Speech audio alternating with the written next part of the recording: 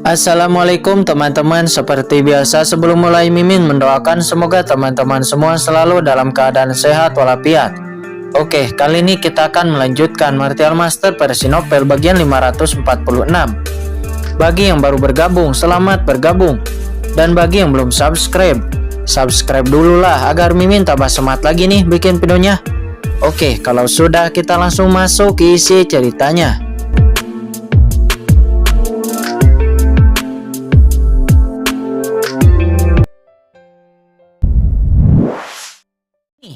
Kata Yan Guan. Saat suaranya jatuh, Yan Guan mengangkat tangannya dan langsung membanting ke arah kepala Qiu Puchun.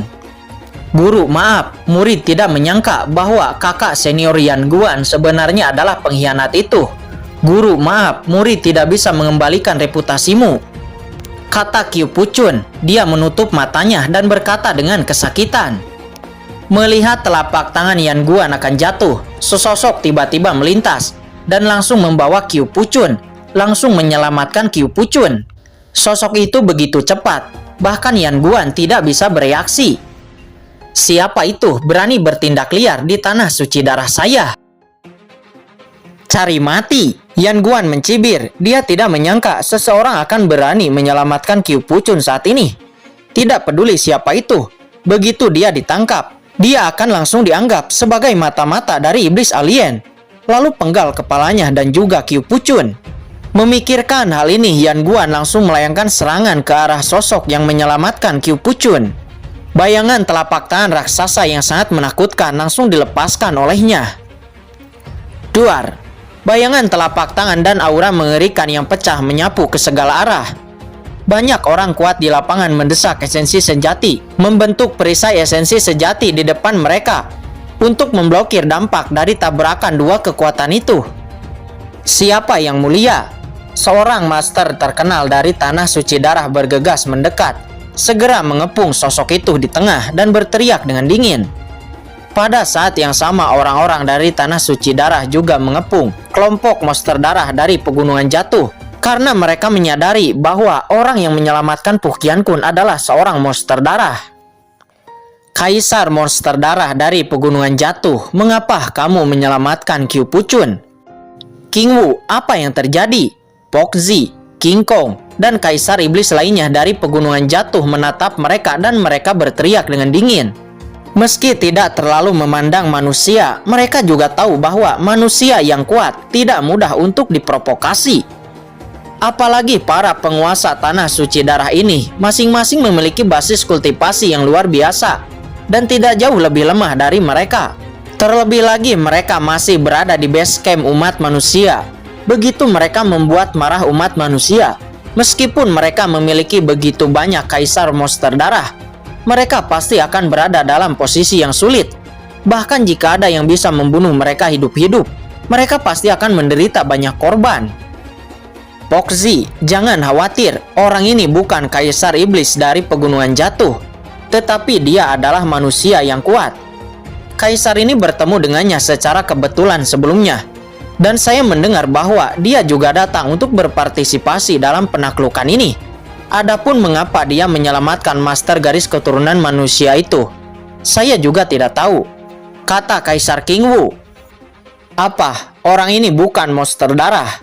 Semua orang terkejut. Bagaimana mungkin? Tubuhnya jelas memancarkan darah unik dari klan monster darah. Untuk sementara, sama orang menoleh dan menatap orang yang menyelamatkan Qiu Puchun. Orang itu bukanlah orang lain, tetapi adalah Pu Qianqun. Sebelumnya Yan Guan ingin membunuh Qiu Puchun. Bagaimana dia bisa melihat Qiu Puchun mati di depan matanya? Saat ini menghadapi banyaknya ahli dari tanah suci darah yang mengelilinginya, Pu Qianqun mencibir dengan dingin, mengabaikan semua orang, dan pil demi pil dengan cepat muncul di tangannya. Dan itu langsung diberikan kepada Qiu Puchun untuk menyembuhkan lukanya. Melihat itu Yan Guan mencibir, Qiu Puchun telah dilarang oleh teknik uniknya dari tanah suci darah. Bahkan jika dia disembuhkan, selama pembatasan pada tubuh Qiu Puchun tidak diselesaikan, Qiu Puchun tidak akan pulih. Saat ini Pu Qianqun juga menyadari pembatasan di tubuh Qiu Puchun, dan kemudian dia dengan mudah mematahkan teknik rahasia dari tanah suci darah itu. Tentu saja dia adalah mantan presiden Tanah Suci Darah. Hal ini jelas sangat mudah baginya. Siapa kamu? Yan Guan dan Qiu Tongguang. Mereka berdua terkejut. Teknik pemblokiran khusus Tanah Suci Darah mereka benar-benar dipatahkan dengan mudah oleh orang yang menyelamatkan Qiu Puchun itu. Bukankah kamu berencana untuk menaklukkan orang tua ini sebelumnya? Mengapa sekarang kalian bahkan tidak mengenali orang tua ini? Kata Pukian Kun dia menengus dingin. Kamu siapa? Mendengar suara familiar ini, wajah Yan Guan berubah drastis. Dia memikirkan seseorang, tubuhnya bergetar hebat. Dan hati Qiu Tongguang juga bergetar. Tangan kanannya sedikit gemetar. Murid jahat, apakah kamu masih mengenaliku sebagai guru? Di bawah mata semua orang, Pukian Kun mendesak darah di tubuhnya. Penampilan asli dari monster darah itu memudar, lalu memperlihatkan wajah yang jernih dan juga kurus.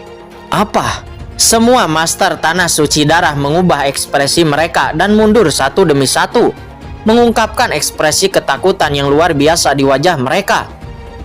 Presiden Pukian Kun, Ketua Pu, mustahil. Yan Guan dan yang lainnya menjadi pucat. Suara mereka bergetar, dan suara itu mengandung ketakutan yang tak ada habisnya. Meskipun mereka sudah berlindung di istana berkabut dan bersiap untuk menaklukkan Pukian Kun, namun ketika mereka benar-benar melihat Pukian Kun dengan mata kepala mereka sendiri, ada ketakutan di hati mereka yang tidak dapat dijelaskan. Ini Pukian Kun, Presiden Bloodline Holy Land, pernah menjadi orang pertama di daratan. Di bawah alun-alun, beberapa ahli teratas terkemuka seperti Menara Wan Baolou. Beberapa di antara generasi yang lebih tua juga mengenali Pukian Kun, dan ekspresi mereka berubah drastis.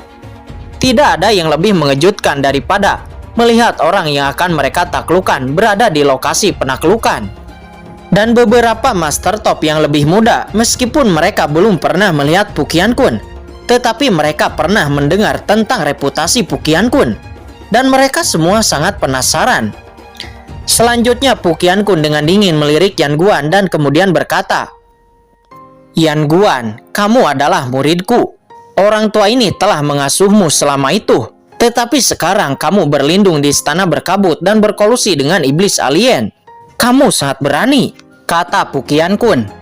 Tidak, Pukian Kun, kamu adalah orang yang berkolusi dengan iblis alien, kata Yan Guan. Dia berkata, tetapi dia tidak berani menatap langsung ke arah mata Pukian Kun. Semua orang mengerutkan kening. Kedua belah pihak memiliki pendapat yang berbeda. Pukian Kun, kamu berkolusi dengan iblis alien, dan kamu berani masuk ke ibu kota suci hari ini. Itu tidak bisa dimaafkan. Kami sedang menunggu untuk menyerangmu. Kami tidak menyangka kamu akan datang sendiri untuk menyerahkan nyawamu, teriak Qiu Tongguang. Dia dengan cepat memulihkan ketenangannya, dan niat membunuh menyebar keluar dari tubuh Qiu Tongguang. Pukian Kun dengan dingin melirik Qiu Tongguang dan kemudian berkata, Qiu Tongguang, kamu sangat berani. Kamulah yang menjebak orang tua ini waktu itu. Sangat bagus. Lelaki tua ini datang hari ini ke sini. Itu secara alami untuk mengambil nyawamu. Semua orang dengarkan, jika Anda memperbaiki kejahatan dan kembali ke jalan kebenaran, lelaki tua ini tidak keberatan untuk memberimu kesempatan untuk mendapatkan kehidupan baru. Tetapi jika Anda tidak memahaminya, jangan salahkan lelaki tua ini karena kejam. Mendengar ini, alun-alun jatuh ke dalam keheningan. Pukian Kun yang hanya sendirian, dia berani menantang semua ahli di Tanah Suci Darah. Hahaha, Pukian Kun, kamu memiliki nada yang tinggi.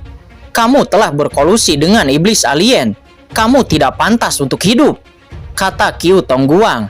Saat Qiu Tongguang berbicara, dia sudah melompat keluar dan bergegas menyerang menuju ke arah Pukian Kun. Sebuah lonceng heksagonal muncul di atas kepalanya, dan pada saat yang sama naga hitam tingkat kaisar muncul di tangannya, dan itu langsung menabrak ke arah Pukian Kun.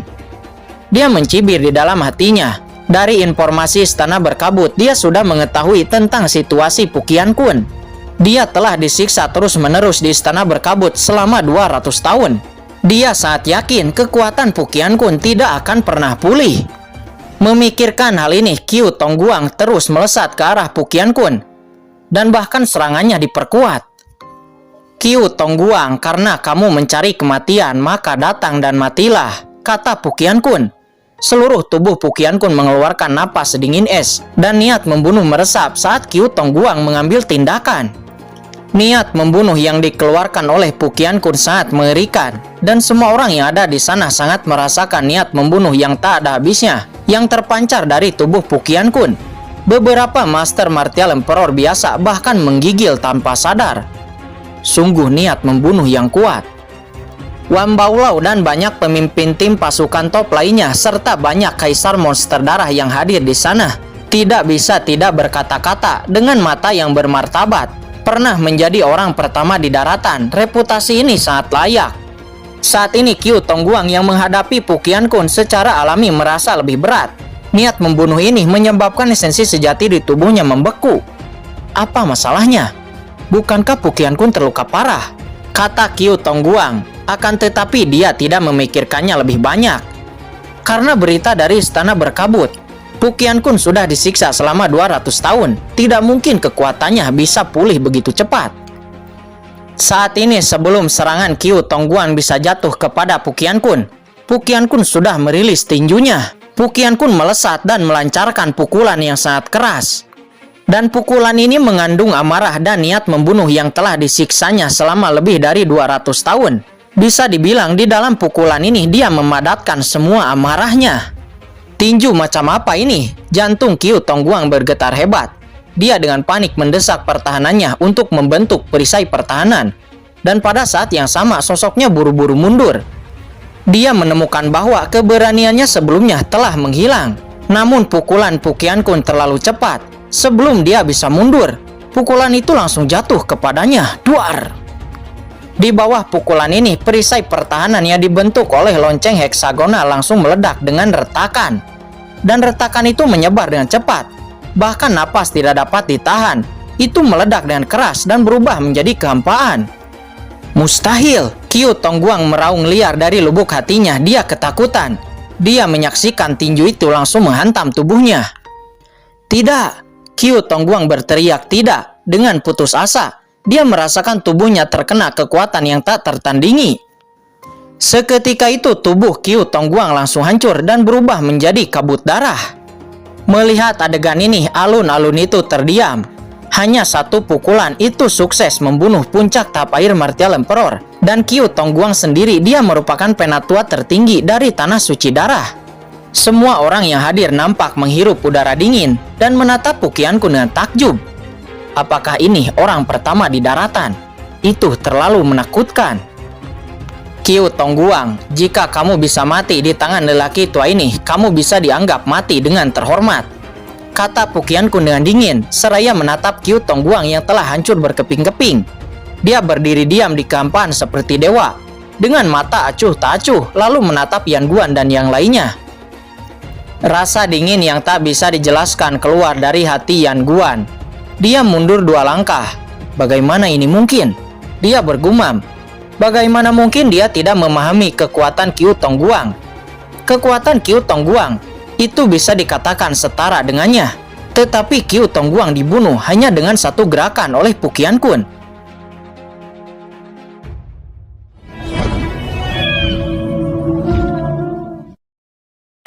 Oke guys, sudah dulu ya. Jangan lupa subrek biar lanjut terus ceritanya. Bagi yang sudah subrek, mudah-mudahan dimudahkan rezekinya.